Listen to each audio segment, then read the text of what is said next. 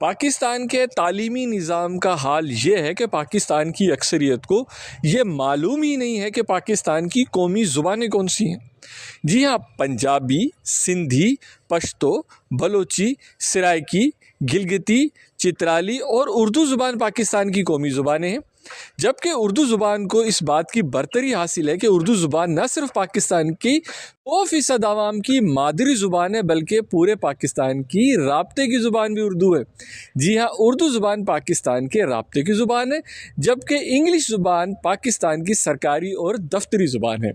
इंशाल्लाह 28वीं तरमीम में ये ज़रूर बात शामिल करवाई जाएगी कि इन तमाम ज़ुबानों को बाकायदा तौर पर कौमी ज़ुबानों का ना सिर्फ दर्जा दिया जाए, बल्कि उर्दू ज़ुबान को वाज़ेह तौर पर पाकिस्तान की राब्ते की ज़ुबान जो है वो तहरीर कर दिया जाए।